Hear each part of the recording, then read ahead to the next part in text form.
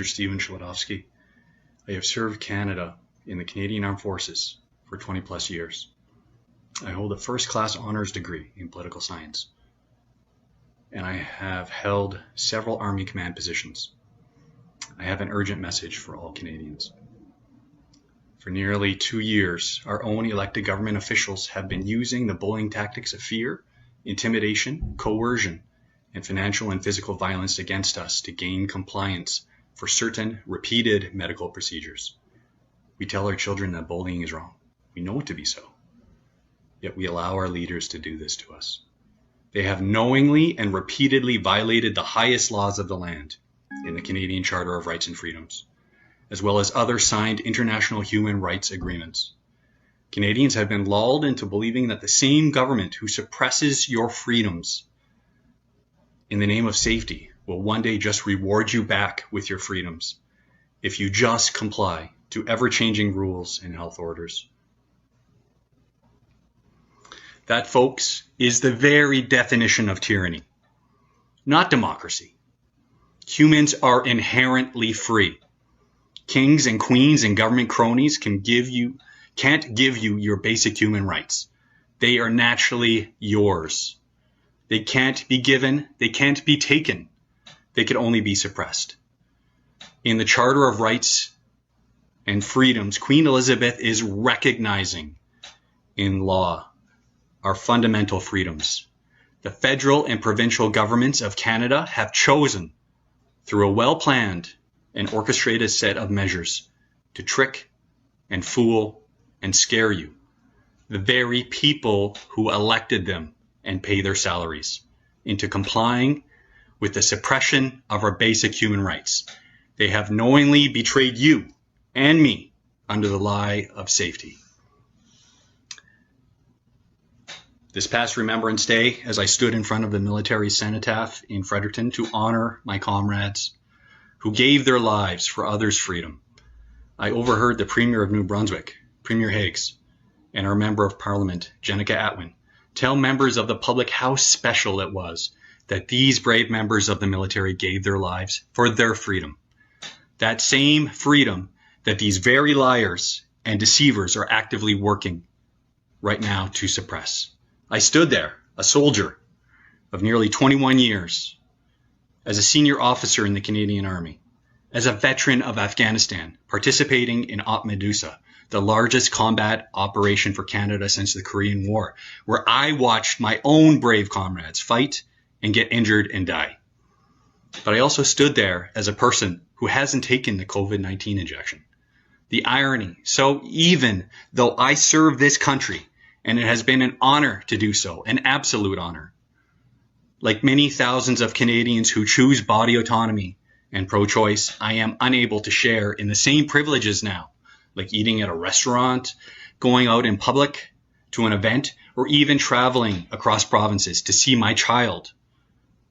This is happening to many others. These government traitors to freedom are suppressing the rights of the very people they claim to honor, and it made me sick to my stomach. These Canadian governments are now focused on our children with a medical genetic therapy that is now proven by repeated medical journals studies not to prevent COVID infection nor to prevent its transmission to others. For our children, serious illness and death is non-existent from COVID-19 unless your child is chronically unhealthy to begin with. Yet the toxin that is in this injection will have serious, life-damaging, permanent effects to your child's health immunity. That fact of natural T-cell and DNA damage has also come to light recently by medical scientist studies.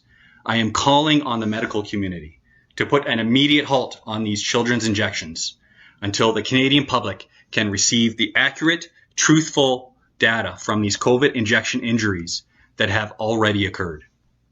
The Canadian public has a right to be able to make informed medical choices, especially for their little children. To tell them repeatedly it is safe and effective and not give them that choice is a crime, and it's also genocide. The media and government must put an immediate halt to all scientific medical censorship and the silencing of health professionals who do not comply with your agenda, as well as hear from COVID injection injury victims. The Canadian public has a right to hear from those in our communities and families who have been injured by this procedure. I am calling on my military and police comrades, all of you, all of us who have sworn a personal oath to protect our family, our friends, and our community, to now stand up and protect your loved ones against this government-forced medical tyranny. You chose to serve because you wanted to give back to your community. And instead, the government has turned your love for community and your loyalty against you, and you are now a weapon against the very people you love.